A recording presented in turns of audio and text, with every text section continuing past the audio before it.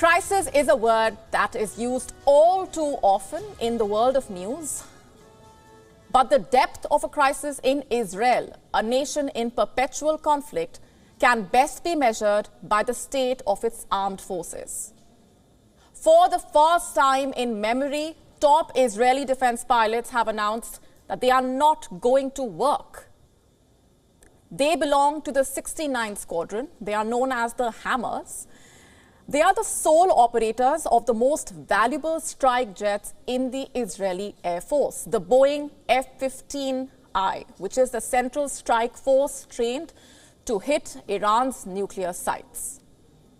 And this is not because these pilots are unpatriotic. They have been driven to this position by their politicians.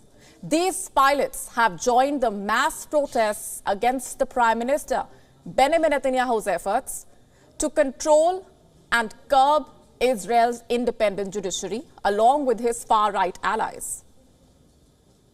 Reserve pilots of AN F-15 Squadron have refused to train. This particular squadron has 40 reserve pilots. Israel's Chief of Defense Staff, Herzi Halevi, says he is very worried. And he should be, after all. First, it affects military operations. Equally, if not more important, there is the serious danger of the country's defense forces being politicized. And third, the timing could not be worse. We will get to that in just a bit. 2 days from now, the IDF is conducting a drill. The protesting pilots say they will pass. And why, you ask? Well, for the sake of democracy and national unity. Those are the words of the fighter pilots. You see, the Israeli Prime Minister, Benjamin Netanyahu, has started the process of legitimizing executive control over the courts. Does that happen in a democracy? No, it does not. But Israel is a democracy that Israelis are very proud of, also sensitive about, which is why thousands have been on the streets protesting for 9 weeks. They have been braving tear gas, water cannon. They have been branded anarchists. They have ignored this because they want to save Israeli democracy. I don't know how many of you know this, but Netanyahu was once a part of an elite wing of the defense forces.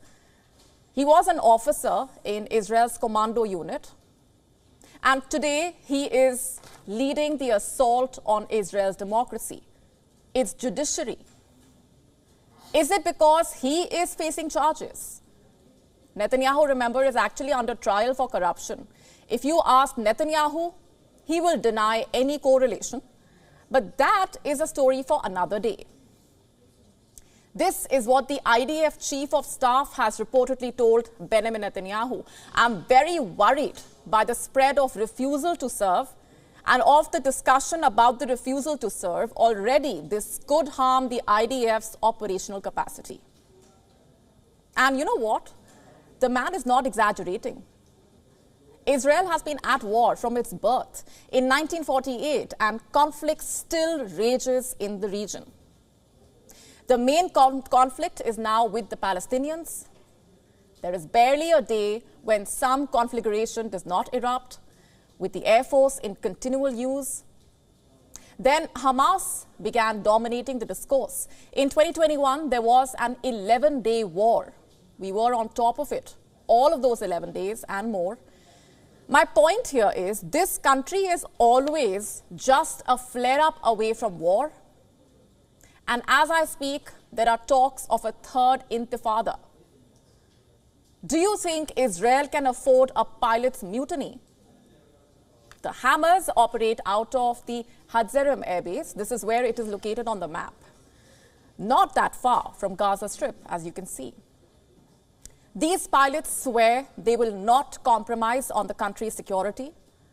And what about the others? On Friday, dozens of pilots met with Israel's Air Force chief to express their weariness to serve in the force.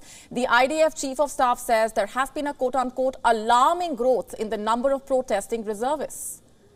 The commander of the Air Force has sent out a plea to the reservists. He is begging them to show up for training. So we are back to the question.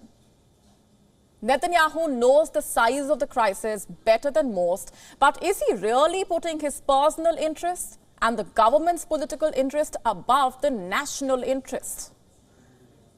Netanyahu has called for talks with the opposition. They are expected to take place tomorrow, but the opposition has a clause. It says the talks will only happen if the government presses the brake on the judicial reforms.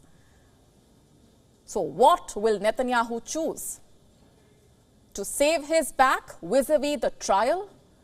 Or will Bibi put this country first like a true soldier? Well, whatever happens, we will bring you the events as they unfold. WION now available in your country. Download the app now. Get all the updates on the move.